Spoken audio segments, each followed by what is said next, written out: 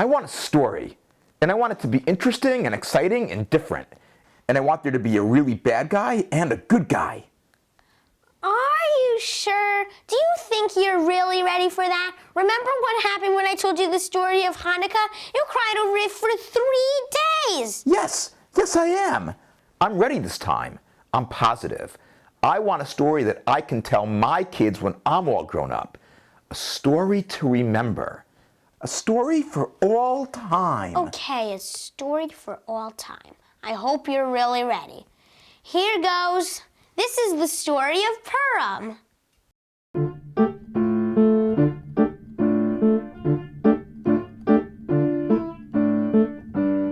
Once upon a time, over 2,000 years ago, in a galaxy far, far away, in a town called Shushan, there lived a man called Uncle Mordechai. He was a very good guy. He had a lot of friends and always tried to help people and do the right thing. Now, Mordechai lived in the town of Shushan with his niece Esther, and they were Jewish, just like we are.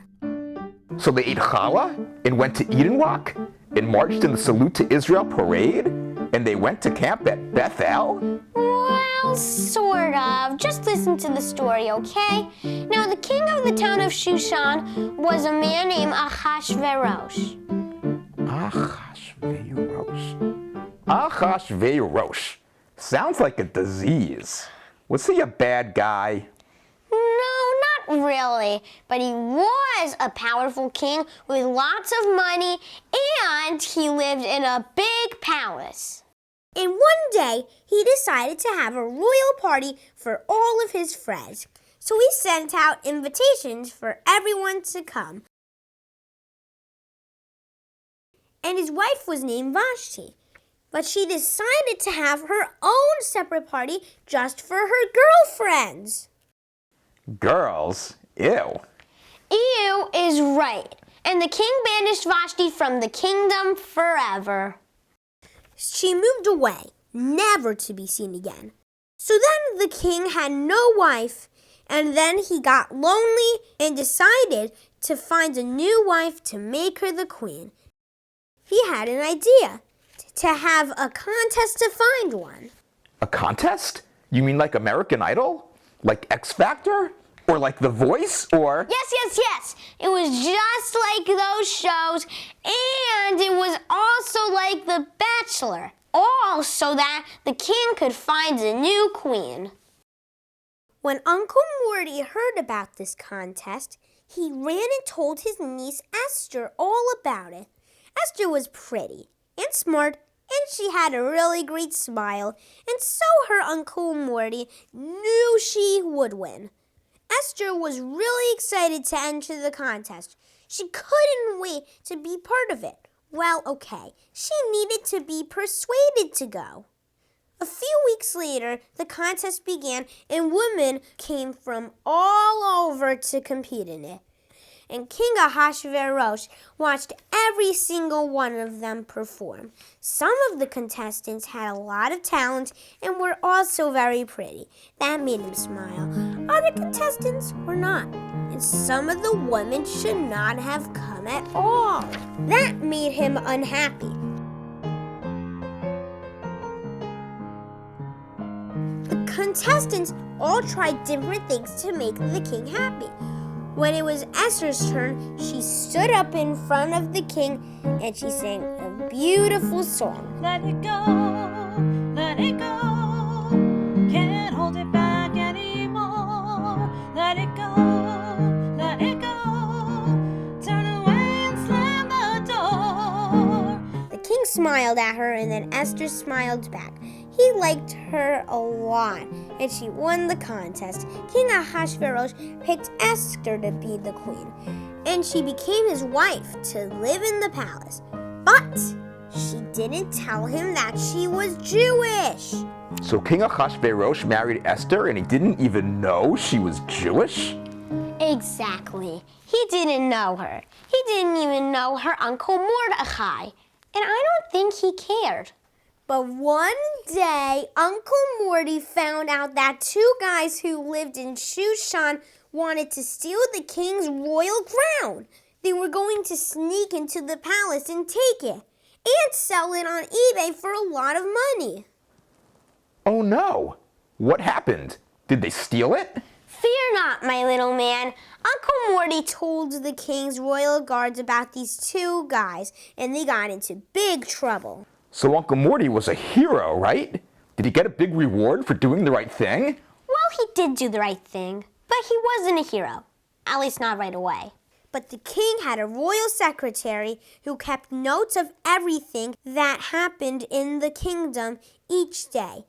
And the secretary wrote down in the royal record that Uncle Morty had saved the king's crown from being stolen so that nobody would forget.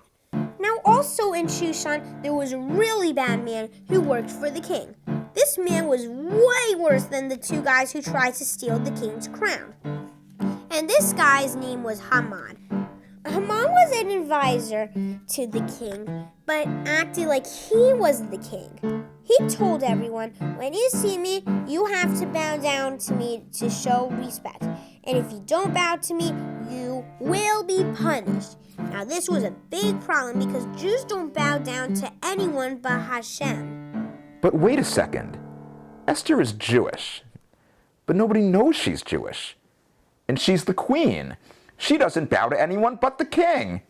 Exactly. Now remember that Uncle Mordecai was Jewish and he was not a king or a prince. And one day, Haman and Uncle Morty were walking past each other on the street, and Haman expected him to bow down, but Uncle Morty didn't bow. He refused. Haman said to him, "Don't you know who I am? I am the powerful Haman. Bow to me." Uncle Morty looked at him and said, "I am Jewish. I do not bow down to anyone but to God, and you are not my God." Haman became really angry. He immediately went to see King Ahasuerus and decided to make up a story. Haman told the king that there were people in Shushan who were causing trouble. The king looked confused. "Trouble in my kingdom? Are you sure, Haman?" asked the king. "Oh yes, your majesty," said Haman. "The Jewish people of Shushan are all planning to move into your palace. They're going to eat all of your food. They want free Wi-Fi to stream movies in your royal den all day and night, and they will complain a lot." The king became very worried about this. Haman convinced the king to send the Jews away from Shushan so that they couldn't bother him. And Haman did this all because Uncle Morty, the Jew, wouldn't bow down to him. He decided to punish all of the Jews. But when Uncle Morty found out about Haman's plan, he knew that he had to get a message to his niece Esther, the queen who was living in the royal palace. Because she's the queen and she could help the Jewish people, right? But wait a second. Queen Esther was Jewish herself. How could she live in the palace if Haman was going to send all the Jews away? Well, remember that the king and Haman didn't know that Queen Esther was Jewish. So Uncle Mordecai sent a secret message to the queen, and the message read like this: "Dearest darling Esther, the Jewish people are in trouble. Haman wants to send us away from Shushan forever. Please help us. Speak to the king and have him stop Haman from this evil plan. And I miss you. Send money. Love, Uncle Morty." When the queen read the letter, she became very upset and worried. "I have to be brave," she said to herself. Then she got an idea. She went to the faraway market of Fairway, bought delicious foods, and had the royal cook prepare a special feast for the king. Then she invited Haman to join them for the feast. But Haman was the bad guy. Why would she invite him to dinner? That's crazy. Chillax. It was all part of her plan. Queen Esther was a very smart lady. So the night came for the big dinner party, and everything was really yummy. The king was so happy that Queen Esther made such a fancy dinner and that his favorite advisor Haman was there. So the king asked Esther how he could thank her. Esther said, "Your Majesty, "It would please me greatly if we three could dine again tomorrow night for another great feast." The king was thrilled. Haman was also really happy too because he felt very special, getting to dine with the king and queen 2 nights in a row. Later that night, after that fancy feast, the king woke up from his royal bed and couldn't fall back to sleep. Whenever the king could not sleep, he liked to open the royal record book and read what happened in the days that had passed. It was kind of like Facebook, and he could catch up on what was going on in his kingdom. The king read that 2 guys were going to steal his crown and that Uncle Morty had saved the day. "Wow, that's huge," said the king. And the next morning, he went to the royal reward givers and asked them, "When Mordecai saved my crown from being stolen, was he rewarded?" "No, your majesty," he said. "Mordecai was not given a reward." The king realized that Uncle Morty had been dissed. So the king asked that his royal advisor Haman come to see him. And the king said, "Haman, I must honor a man who has done the right thing and has made my royal life much better. What do you think I should do?" Haman began to smile because he misunderstood.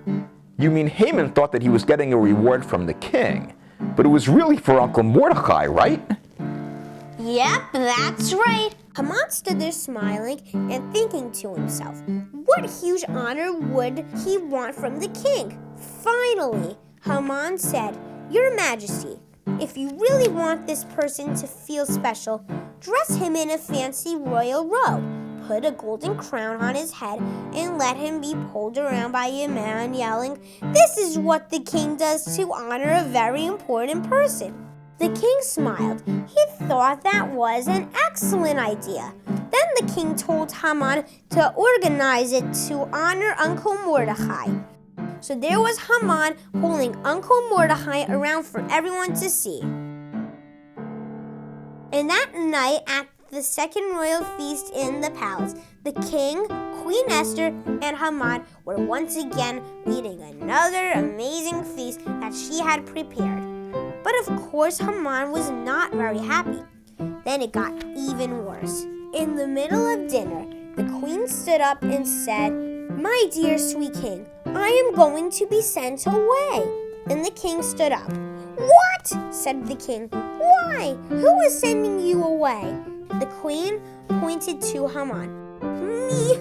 No, your majesty. I am merely sending the Jews out of the kingdom. Of course you can stay." And then the queen revealed her secret, that she was Jewish too, and that Mordecai was her uncle. "If the Jews are forced to leave Shushan, then I must go too," she said to the king. King Ahasuerus became really angry at Haman. Haman was shocked. He couldn't speak. The king told Haman he was fired and called his royal guards over to take Haman out of the palace, never to return again.